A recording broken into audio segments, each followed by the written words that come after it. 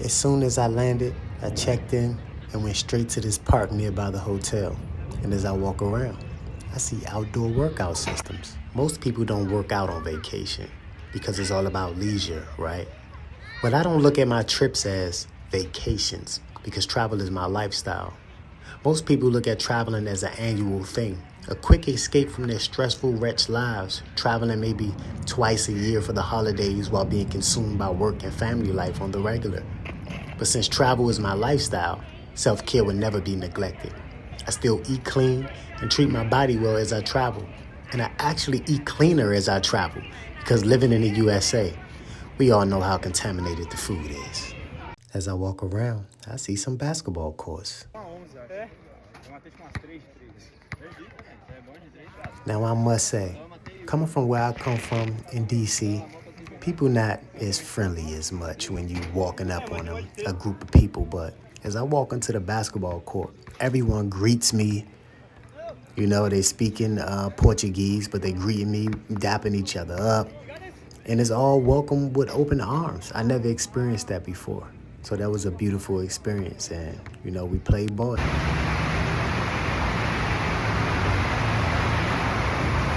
Man, I'm in Sao Paulo, Brazil. Brazil was on my bucket list for a minute. Finally crossing it off. I'm going to Rio next. I got a 6-hour bus ride tomorrow, 6 a.m.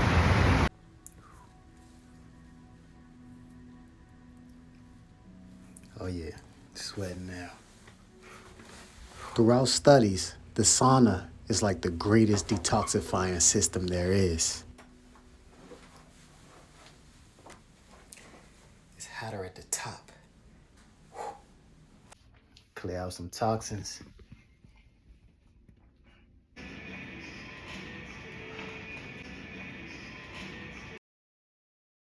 Coming back from Brazil and my layover in Toronto, the TSA agent asked me, "Man, what's the nightlife like in Brazil?" Well, I'm the wrong person to ask that too, my guy. I wake up at 5 a.m., be out the door by 6 or 7, and after a full day of hiking or sightseeing, exploring, I'm back in my room by 12 p.m. to relax. And I damn sure ain't indulging in no nightlife activities. That's just not me. But I understand the question, because why do most young people travel? To party and club hop, right? And it's quite interesting. People will ask me, do I drink, smoke, and partake in partying activities? I will say no. And I get asked, well, what do you do for fun? What do you do then when you travel? Like partying is the only type of fun in the world. It's quite sad when you think about it. Being consumed by the third dimensional world will have you asking questions like that. Would you believe that I get judged for not partying? But it makes sense. Being an outcast in society is like being an apostate in a religious family. And as black people, we are so removed from doing different things in life, and we'll label doing certain things as white people shit. Basically everything adventure in nature. We have to understand that we all have different types of fun. I remember this girl once said to me, "You think you're a god. You think you're better than others because you don't drink, smoke, etc., etc." She just randomly said that after I called her out on her bad communication. So all of her true feelings about me just came out. I never judged her one bit, and I'm so dead serious with that. I would talk to her on FaceTime a couple times, and she would tell me about drinking. And I never belittled her, never showed any judgment, but she already knew my stance about it. It's just my high vibrations just put the spotlight on her low vibrations, and she acted out. It's a habit of my godhood irritating people's demons. Sean Boo, I'm in Rio right now. I came yesterday, and it's been cloudy ever since. Tomorrow, my last day here in Rio, and that's when the sun pops out. So that's when I will go to the Christ the Redeemer statue in the Botanical Garden. And I'm going to the Christ statue because of Christ's consciousness, not because of religious reasons. You know, if I didn't understand Christ's consciousness, that we are Christ, I wouldn't go. You know, so I got 5 small tattoos in Brazil for $150. All important tattoos for my spiritual journey. Now here's the word chrism on my Christ consciousness hip hop savior tattoo. You've seen Chombo near my sideburn. And here is an indigenous symbol for the shaman's eye, aka the third eye, on the back of my neck. I also got a non-ether tattoo on my wrist that represents the melanated person being the non-ether being, and 9 represent completion, but not the ending. And on my hand, here's the West African Ghanaian Adinkra symbol for the power of love, which represents my self-love. Man, I found a hiding spot, just chilling in nature with the lake right here. Some more water therapy. I'm out here finishing my book. I'm writing, finishing the last touches on certain topics. Make sure I don't miss nothing, because this is important. This is important. Yeah, man. So you see the ship coming through as I'm about to read my book. I'm just chilling in this little garden right here, and I see, oh, this smells so good. This is a Brazilian pepper tree, but it's toxic to humans and people with, let's say, sensitive skin. Their skin can get irritated by this. And someone who grew up with sensitive skin,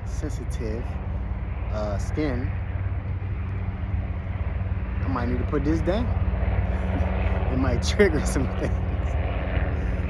So, but it smells very good though. And as a person who don't like so much like spicy, hot food, like super hot, I've been slowly, gradually accepting it, adding a splash of stuff in my food, or spices in my food. And I gotta keep some water nearby, believe that. So, yeah, Brazilian pepper tree. Now, what is this Christ consciousness? Okay, first off, the word Christ, Christos, in ancient Greek means anointed or smeared with oil. And this Christ oil is literally inside of us, teaching us everything from the inside out. Now let's get down to the business. Christ consciousness is a state of consciousness that is only obtained through reaching the 5th dimension. Christ consciousness is a high-level spiritual awakening, basically where the tree realizes it's a forest. Christ consciousness is about transcending your lower self and ascending to your higher self. Esoterically, it's when Jesus transfigured to his higher self on Mount Tabor. The transfiguration of Jesus was an ascension to heaven, and his body becomes radiant as he rose to heaven, right? But spiritually, this was a demonstration of light body activation and reaching internal heaven on earth, the death of your old self and the birth of your higher self. Biblically, it represents when human nature meets God. Spiritually, it represents when human nature realizes they are God. Spiritually, the transfiguration of Christ is when the human reaches apotheosis, which is when you become your highest divine self and when you reach a supreme level within your godhood. I'm in the middle of the botanical gardens in Rio de Janeiro. This faux leather got me sweating and my chest sweating. It's a beautiful place. Man, nature is so serene and tranquil. Whoever is not connected to nature, that really tells me everything about your connection to the universe, to God, the creator, to yourself. Like, man, it's unexplainable. It's unexplainable for real. Just let it flow. Just let it flow. When the levee breaks, just let it flow. You can't try to push the water back up in the dam. Just let it flow.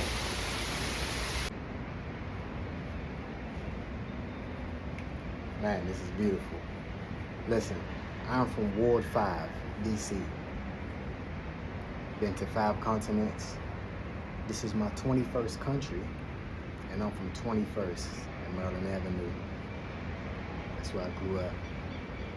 That's what raised me till a certain age. And I'm in my 21st country. You are not your home. Your home. You are not your home. Trust me. There's big things out here to see. Things are waiting for you. You just have to access and unlock.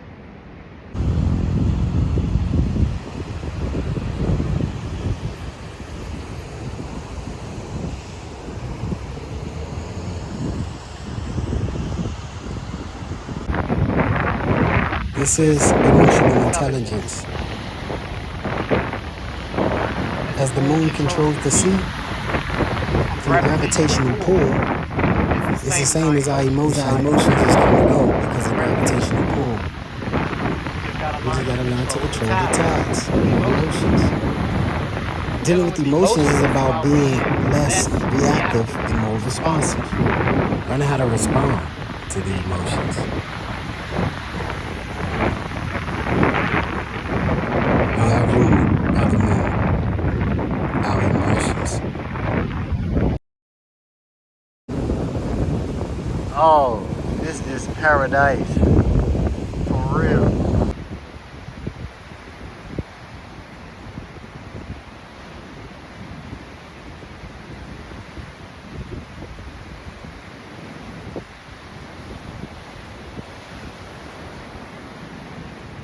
As a Cancer rising, one of my greatest joys is sitting on the rocks at the beach.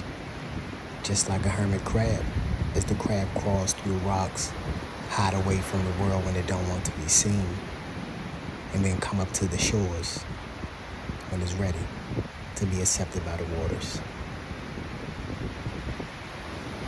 People without a water sign in their top 3 will lack emotional intelligence and can be emotionally detached and have an imbalanced intuition.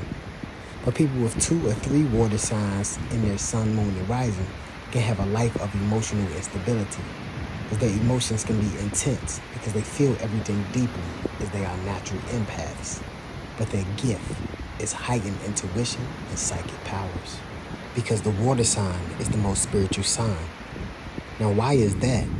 Well, first of all, water is the absolute life force. And the moon and sea have a symbiotic relationship, where the moon is feminine energy, and the feminine energy is more spiritual than the logical masculine energy of the sun. And astrologically, Pisces is the most spiritually in tune sign, and it is ruled by Neptune, which is the planet of fantasy, dreams, intuition, and illusions, and it is about using our spirituality to better ourselves.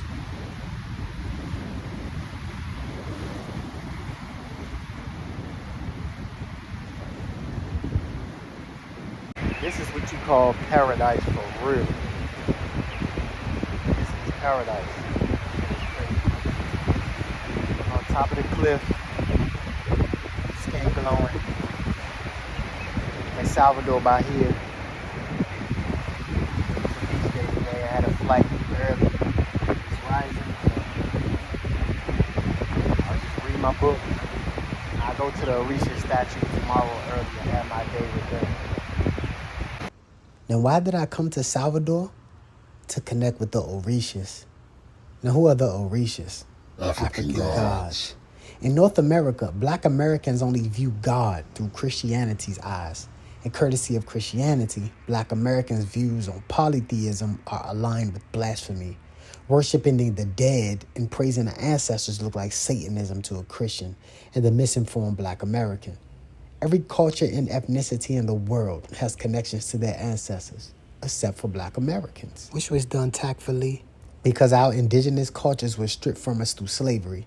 Western Christianity is a European misogynistic culture, and they removed the woman from their power in every essence.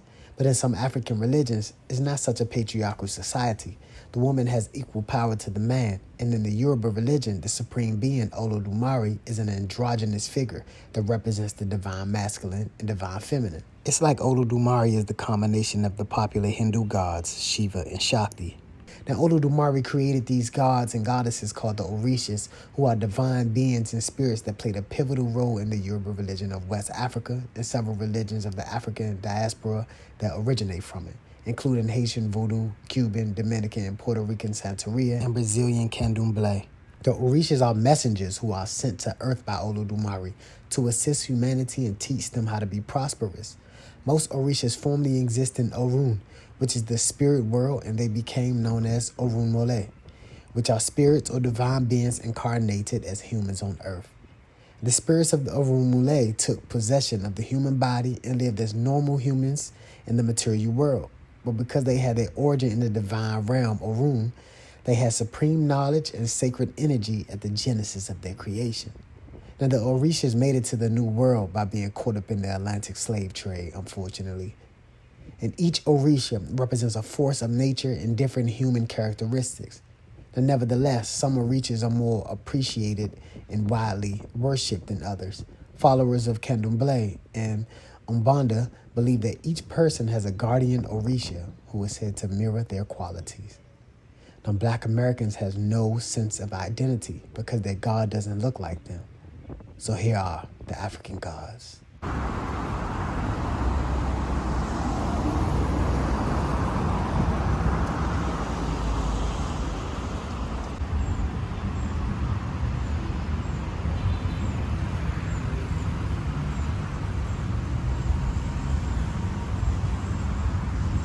Standing in front of the Orisha god Osian, that I named my business after, Osian Herbs, because this is the god of the leaf, the god of nature, of magical powers, with all knowledge of medicinal herbs, a god of the forest, a nemophilist. He's blind in one eye, he lamps. He has 16 birds on his staff, and one big bird to overlook them. And right, and 16 and 17 is numbers for me where it was 17 hours of labor for my mother. And at 16 years old, my grandmother died, and I started writing 16s, rap verses. That was 2008, 8 times 2, 16. It's a couple other things. So powerful. 16 small birds with the big one overlooking the 16. Man, the Orishas live through me. All the divine gods live through me, for real. And I'm just out here on my journey, on my research, finishing my book out here as well. That'll be coming during June 29th, during the retrograde, the Saturn retrograde, moving back into Aquarius. And my Saturn is in Aquarius. And Saturn been in Pisces since last year until 2025. But it's retrograding back into Aquarius. So my book, Chambo, The Wounded Healer, dropped June 29th. And this is a section of where the Orisha god Osian, who uses me as a vessel, right? To teach people about herbs and medicinal medicine. You know, I'm just chilling.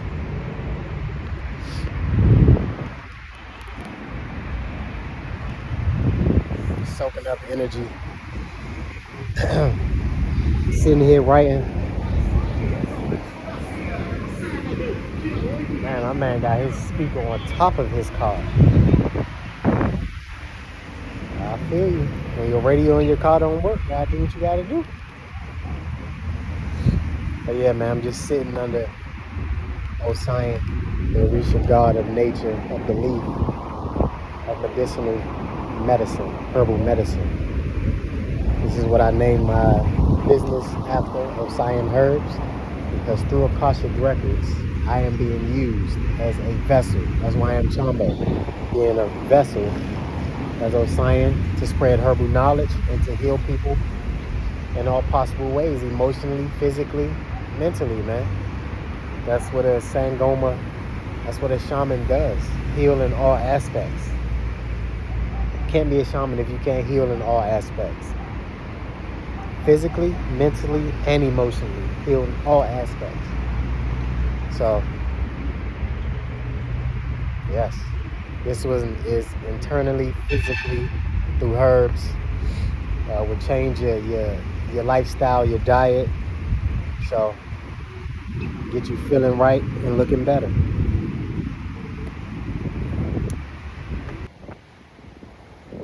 Chambo Travels is about traveling with purpose, connecting with nature all around the world through hiking and sightseeing, all to connect with the history of the place and connect with the divine source creator of the physical earth. I have a bar that goes, I look at humans and see facades, so I travel the world and look at nature to see God. That's real. Most people go in a man-made building built by corrupt men for their connection with God. But I live a shamanic lifestyle where nature has the answers and is the source of enlightenment. When I tell some black people what I do when I travel, they say, man, you crazy, because it's associated with white people shit. Someone once told me that they hate the concept of traveling because it's like a quick dream. Once they are on vacation, they are thinking of the dream being over because this vacation is only for a week or so. They have that mindset because they anticipate reality as they have to go back home to their shitty life. And I told them, yes, I understand that because that's only when you travel like once a year.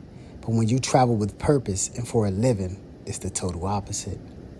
It's a difference between vacationing and traveling. A vacation is strictly for leisure, letting your hair down through this short form of escaping your life at home. Traveling is an adventure, a voyage towards history, a trek of intentionality.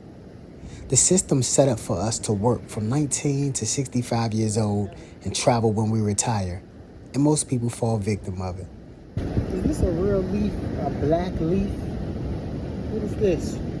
I never saw this in my life. Is this fake? Look at this. A black leaf. Yo, a fully melanated leaf.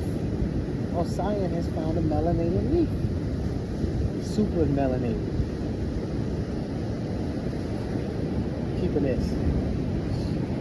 This is the generation where people don't wait to retire to travel the world. So shout out to our parents who got trapped in that society, and be thankful you are a part of this generation where you have more freedom to do what you want.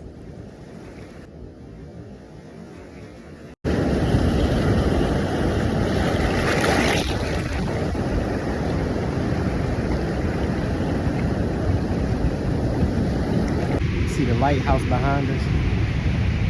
In a dense, dark, and gloomy society, always be the beacon of the lighthouse. When someone is a castaway in the ocean,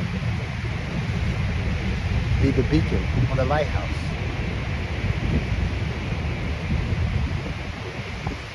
When someone is a castaway shooting their flare gun from the middle of the ocean, be the Coast Guard. But make sure you have protection so you don't drown yourself.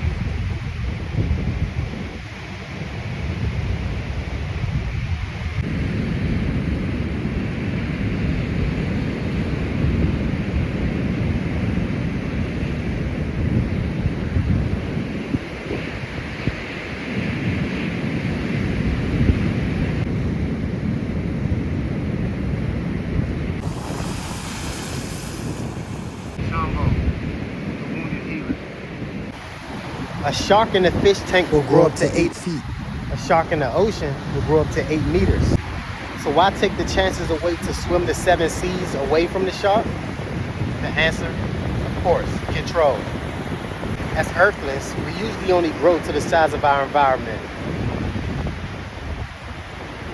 Want to stay in a box, on a block? Expand, broaden your horizons. It's up to you. Talk about the left-hand path and the right-hand path. So what is your destiny? Are you taking the left-hand path or the right-hand path? The left-hand path is the non-conformists, the rebel with the cause, the rebel of society, the outcast of their family, those who speak truth, those who enter spirituality. The right-hand path is the orthodox path, the religious path, the follow the crowd, scared to be free. The left-hand path, the black sheep who challenges the status quo, who hate rules. But let's say the dark side of the left-hand path is when it goes into dark spirituality, when you use things like black magic and you become Satanists and things like that. That's the dark side of the left-hand path. And you know, the right-hand path is someone who needs structure of the universe, that needs a boss, that needs to follow rules, to feel like they're doing the right thing, to obey. The left-hand path also contains sex magic and sexual liberation. You know, that's some Aquarius stuff right there. All about sexual liberation and freedom, you know, because ruled by Uranus. The left-hand path is associated with black magic, where you use your superpowers for selfish purposes. And the right-hand path is associated with white magic that is used for selfless purposes. What society try to trick you in believing is the right-hand path is, you know, the godly path. And of course, because they want you to follow order, want you to follow structure and obey their Yahweh, their God, one who creates mass destruction, kill men, women, innocent babies, all types of shit. I would like to personally thank the gods of Brazil for giving me ancestral guidance, leading me here for a spiritually enlightened trip. I have the immense gratitude for you, Ashe. My astrocartography chart shows I was not born to be local, because it's mostly places all over the world. Mr. International. Ward 5 to 5 continents. Chombo travels.